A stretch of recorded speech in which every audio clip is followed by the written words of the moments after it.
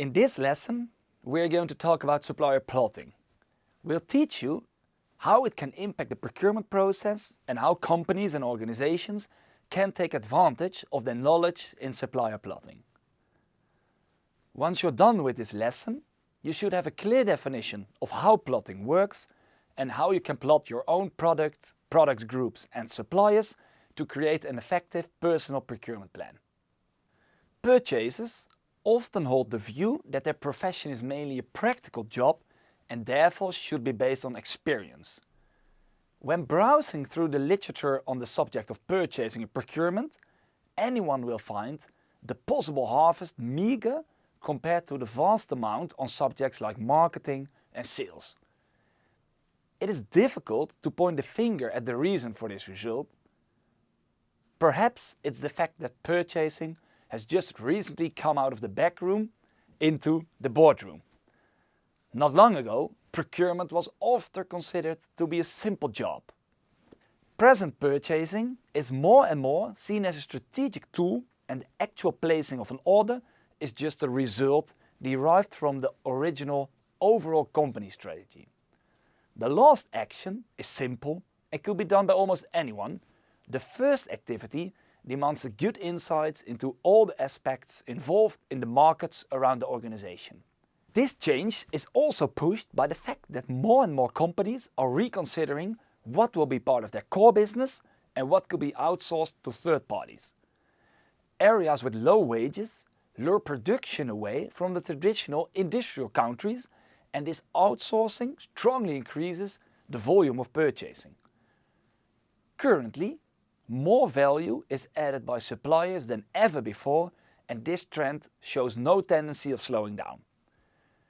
Procurement managers have to be more aware than ever before that the survival of the organization depends on their ability, so your ability, to make the right decisions.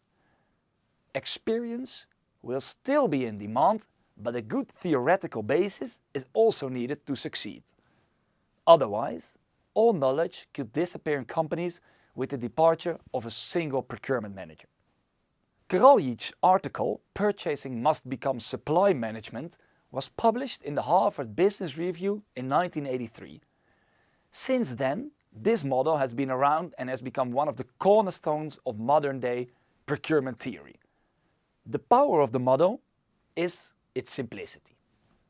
Kraljic divided his model into 4 phases. The team of procurement tactics simplified them in order to make this model easier to understand. Phase number 1 is the reflection phase.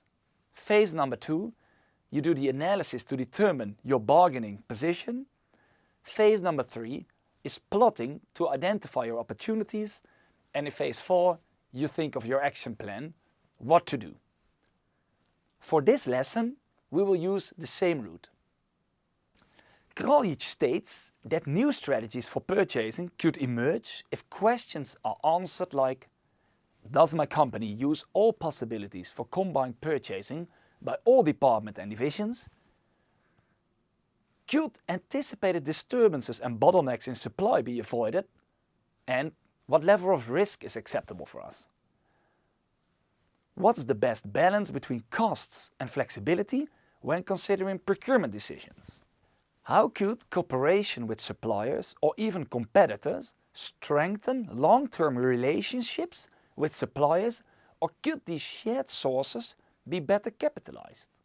The model built out of these questions is known as the figure as shown. The purpose of this matrix is to set up a basic for procurement group, product and supplier-based segmentation. You can choose your own abstraction level before you start plotting. You will learn in the next steps how to do that, but first let us focus on explaining the 2 axes. In the original model, the vertical axis, labeled as the complexity of supply, is concerned with the degree of difficulty associated with sourcing a product or service, or the vulnerability of the supplier to provide the product or service on time. The horizontal axis, profit potential, is used to indicate the extent of the potential of the supply to contribute to the profitability or efficiency of the buying concern. This profit potential might be realized by achieving lower cost, either by paying a lower price for a good or service, or by introducing more efficient buying methods. Another axis that is often used instead of profit potential is business impact. Now you know the axis, we will explain the 4 quadrants and how to plot your own product, services or suppliers in the model. These are products with a limited source of supply. Their supply risk is high, but they do not have a major profit impact. This quadrant belongs in a supplier's market. Here, the strength is in the hands of the supplier. The market consists of few suppliers that can behave freely and force prices upwards. The purchasing and procurement strategy we will typically use for these type of items is twofold. Firstly, we need to ensure continuity of the supply. Secondly, we need to develop plans to reduce our dependence on this supplier by adapting our products and investigating alternative products and suppliers. Leverage items, products groups or suppliers have a large financial impact on the organization. However, these items are in abundant supply. They are usually highly standardized and easy available. This quadrant belongs in a so-called buyer's market. This means that the buyer possesses the balance of power in the relationship and leverage this strength to obtain greater returns. The purchasing strategies we will typically use for these type of items include tendering and competitive bidding. Non-critical items are low risk and have a low profit impact. They are usually the lowest on the priority list in a procurement plan. There is a balance of power between buyer and supplier.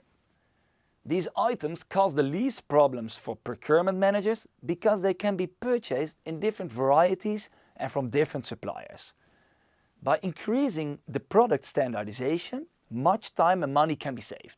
Thus, the purchasing strategies we recommend for these types of items focus on reducing administrative costs and logistical complexity. Strategic items have a high supply risk and high profit impact and are bought mainly from strategic suppliers. These items are critical to the business. This power between buyer and supplier is balanced, and the goal here is to ensure a long-term availability. The company needs to look for a win-win negotiation that benefits both parties. The purchasing and procurement strategy we will typically use for these items include collaboration and, of course, strategic partnerships.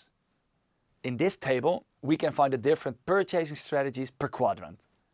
We will not go into detail about this in this lesson, but you can download it in the downloadable guide section of this lesson. So, now you know what we are looking for, but we still have to obtain a good idea of the positions and possibilities of all parties concerned on the market. Of course, for all combinations of company and product, the position on the quadrant will be completely different and it will be subject to change over time. Positions on the market are a relative phenomenon, and an advantage can easily turn into a liability if one is not careful enough. To help you out in plotting your current situation of the products, supplier or sourcing group, we made a template for you that will help you. This will help you in building your personal procurement plan before the end of this module. To teach you how plotting could work, we will dive into the example of Gorillas again.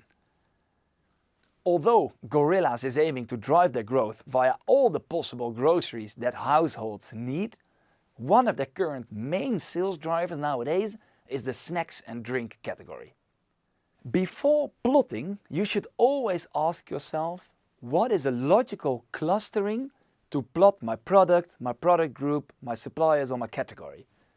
In the example of Gorillas, who are only selling A-brand products and therefore have fewer options in supplier diversification and development, 3 levels could possibly apply. Level 1 is product, for example, beer in a can, specialty beer in a bottle, etc. etc. Level 2 is product group, Pilsner, Lager, Saison, Triple or Mexican. And level 2 could be brands, like Heineken, Bud, Corona or Warsteiner.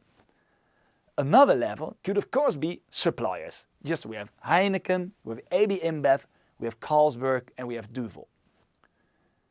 For this example, to help you out, we have plotted the beer suppliers in a quadrant.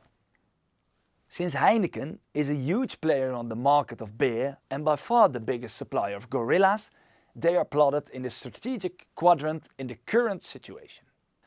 AB InBev, which is also a huge supplier, has a small position within gorillas, so is plotted in the leverage quadrant.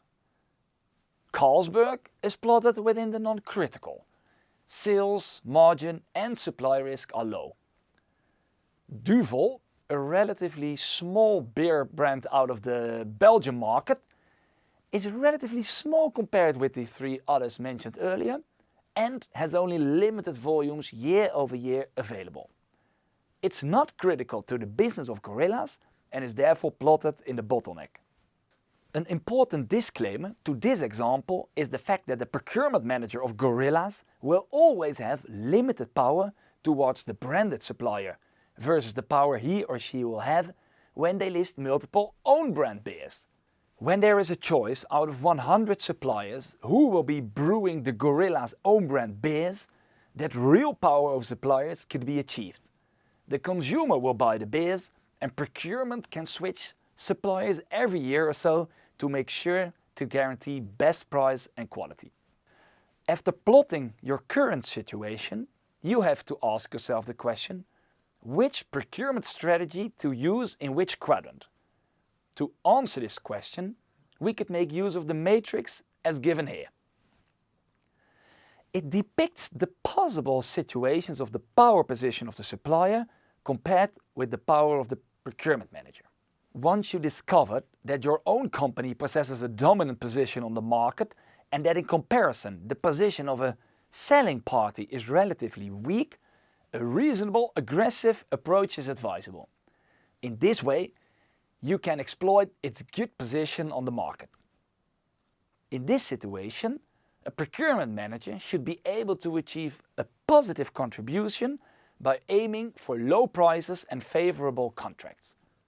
The approach should not be too aggressive, as it could have a negative impact on long-term effects. Another, more defensive strategy is advisable for goods where the market position is less favorable. In this case, you should look for new potential suppliers or for possible substitutes for the product. Also, more money could be spent on purchase marketing or supplier management. Perhaps it might sound as a good idea to spend more on research and development or on increasing the production capacity at the suppliers to achieve lower prices. In short, procurement has to diversify in order to spread risks. In the remaining field in the purchasing portfolio matrix, we find a situation in which we may expect to have little or no advantage for all parties concerned. The cost should go up by a meek approach, but an aggressive attitude could damage any possible relationship. A procurement manager should try to find an equilibrium between these two extremes. Finally, you know what you want and what you may expect to be able to get it. After analyzing the information, you should set a plan of action. The portfolio approach of Kraljic is very well known throughout the world of procurement, but the model lacks an active, dynamic character. Luckily for us, scientist Gelderman came up with a solution to help us out. According to Gelderman, the core of all purchasers' actions should be in the case of leveraging products to make the shareholders happy by increased profit through low costs.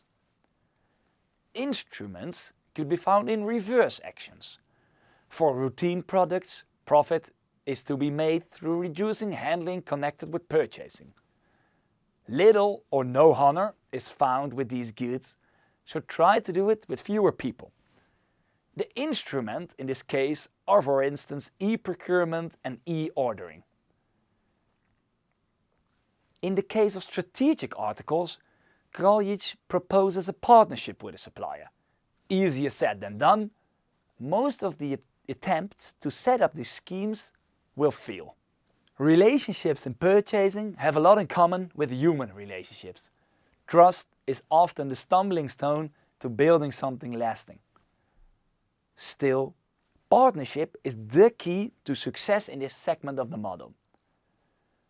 But just as with some situations with bottleneck products, you could face an impossible task.